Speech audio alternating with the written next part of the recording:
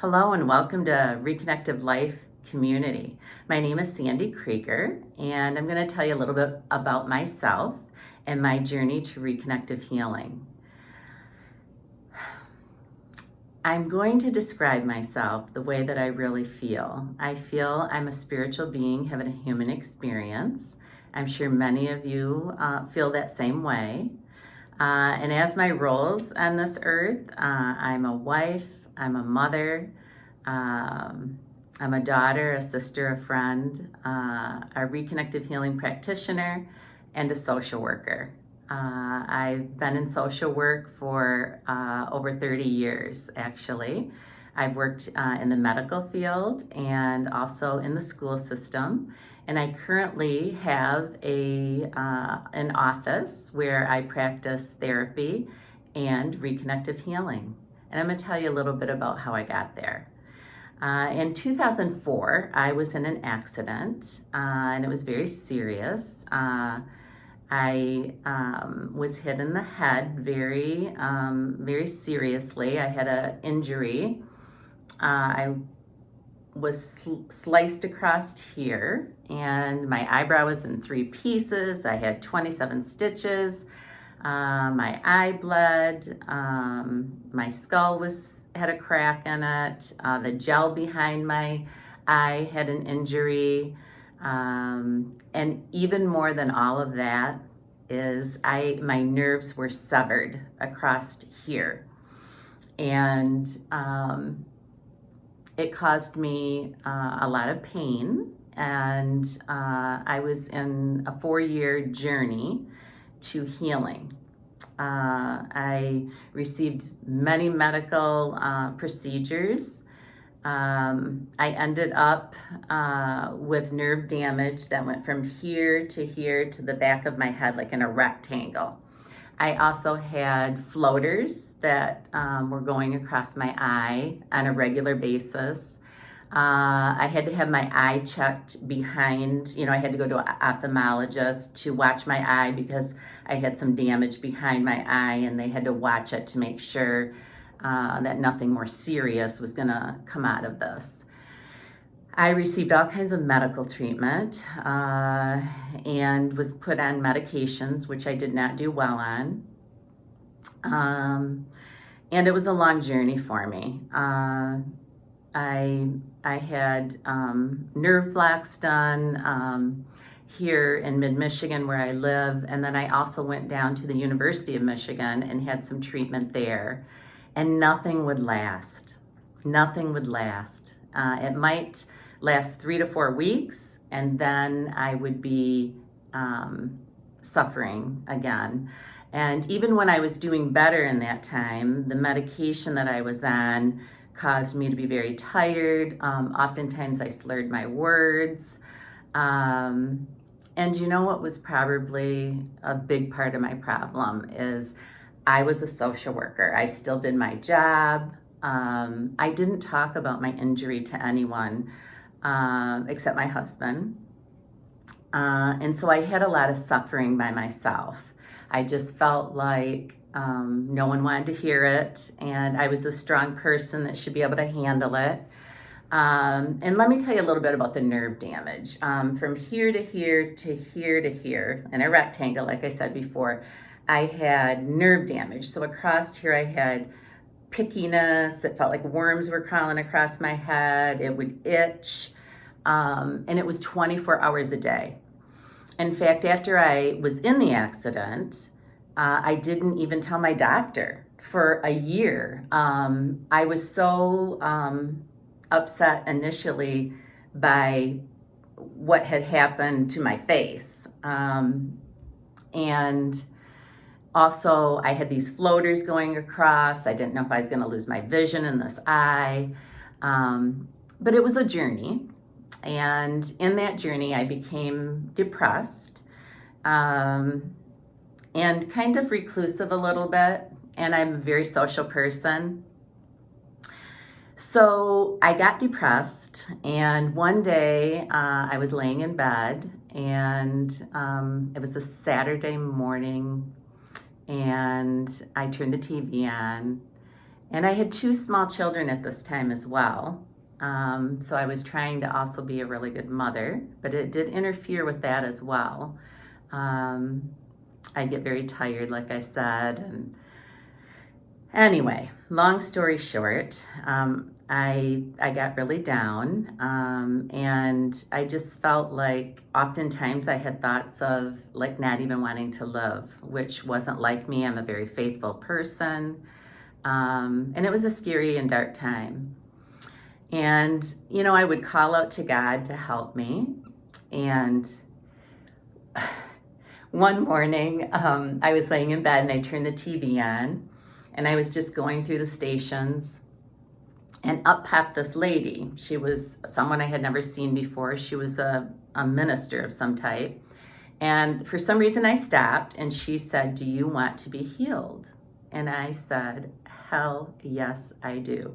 I want to be healed." And she said, "Then ask for it and expect it." And so from that moment on, I did that. I woke up and I put my faith in God and I said my prayers for the day, and I'd say, "And send me a healer." So about 3 weeks later, I was driving on a Sunday morning to Verizon Wireless and Kohl's. And on my morning prayers, I was saying them in the car, and I said all my prayers for all my people. And then I said, "Oh, and send me a healer. I'm ready to be healed." So on a Sunday morning, I'm driving to Kohl's. I'm thinking, what time does Verizon open? And I thought, oh, I'll check. I'll just go in and check. So I pulled into Verizon Wireless, and there was this little old man sitting in a car. And I got out to look to see what time they opened, and it said 11 o'clock, and it was just a little bit before 11. And this little old man got out of the car, and he said, "Oh, I've been waiting here a long time." And I said, "You have?" And he said, "Yeah." And he said, "I need my phone for my work." And I said, "You do? What do you do?" And he said, "I'm a healer." And I said, "You're a healer?" And he said, "I'm a healer." And I said, "Do you want to heal me?" And he laughed, and I said, "I'm completely serious. Do you want to heal me?" And he said, "What's wrong?" And I told him about my nerve damage. And right in Verizon Wireless parking lot, I didn't care. He told me to close my eyes. So I don't know what he did, but his hands were over my head. And I felt energy and heat coming into my head. And I don't know how long we were there, but long story short, he told me to go to the health food store and get some vitamin B complex for the nerve damage, and just blessed me and told me to thank God and expect a healing. So I thanked him. I got his phone number, and he told me that if I needed him to do it again, that he would. So I proceeded to get my earpiece. I ran to the health food store. I was looking for this vitamin B complex, and someone tapped me on my shoulder and asked if they could help me, and I turned around. And as a social worker, I had students that I taught when I was in the hospital. And I turned around, and there was one of my students who very clearly had just had cancer. No hair on her head. I turned around, we hugged. I asked her to help me find the vitamin B complex, and she told me that I'm okay. I just made it through. I had breast cancer. I just made it through. I'm okay. And I told her, "Kay, I'm going to tell you what happened to me. I don't care if you think I'm crazy, but this man did this to me." And she said, "Sandy, that's Reiki." She said, "I went to your church and I had a nun do it on me. And I had no idea what is Reiki." So another week went by. I was feeling better. I still took my medication. And I should tell you that in the meantime, I developed a heart condition over this 4-year period. I developed a heart condition and was on 2 heart medications. I do believe it was from stress, but I was told I'd never be off those heart medications. So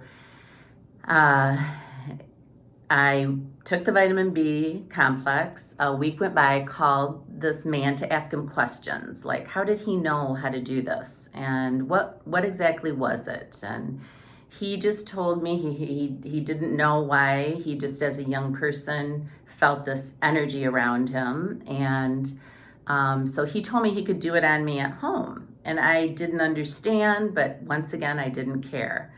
I sat on my basement steps, and I could literally feel the heat going into my head. And he talked to me a long time, and he told me, Sandy, you can do this. And I said, I can do what? And he said, you can do what I'm doing.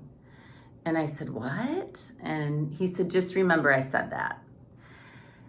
So that was the last time I talked to that man. His name was John. I tried to call him later on in my life to talk to him, and he had passed away. So after I did get a healing, I not only got a healing of my head, but I went and I learned how to do Reiki, and I did Reiki on myself. And then I was no longer on any heart medication either. And I sought out Reiki because I didn't know what else there was. And he told me I could do this. So I ended up being healed from this. I went off my heart medication. My heart was completely healed as well. And then I did Reiki for many years just on family and friends. Continued, with my social work job, and just felt, really renewed. And as time went on, I had this inner knowingness that there was something else I was supposed to be doing. And at times I would even get frustrated, like, what is it? I'd ask God, what is it? I know you want me to do something. I don't know what it is.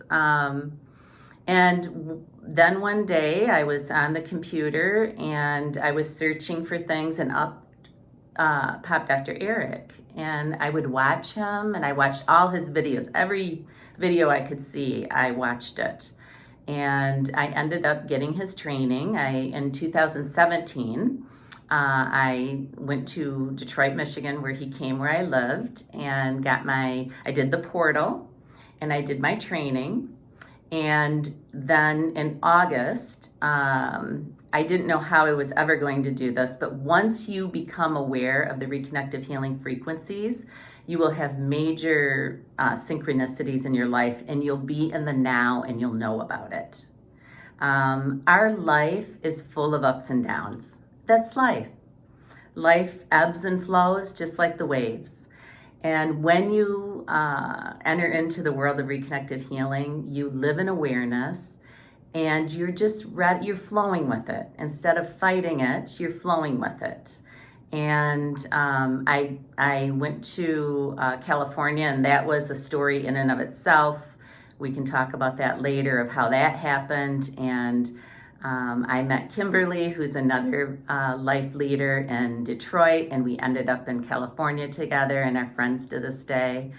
And after I went to California and got my reconnection training, the personal reconnection, shortly thereafter, I got a phone call about opening a private practice. It just fell in my lap, just like Rob Koenig told me it would. I asked Rob, because Rob worked in a school system at the time like I did, and I said, how am I ever going to do this professionally? And he told me, Sandy, it will happen. It will just happen. And it did. I got a phone call from a therapist who offered me an office.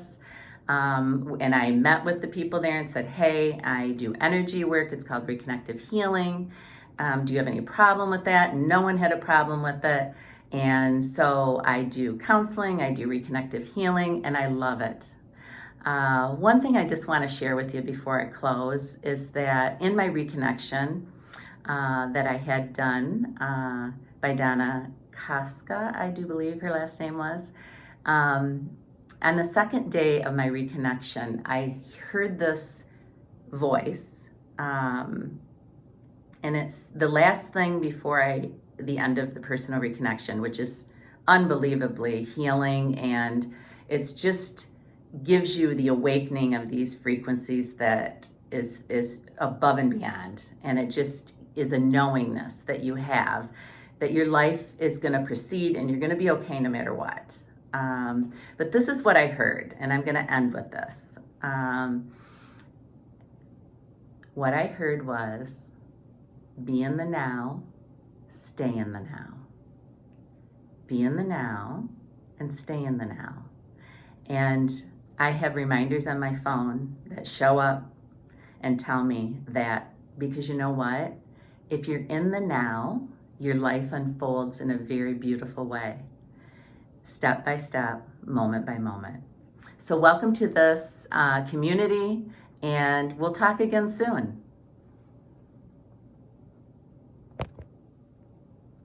Bye for now.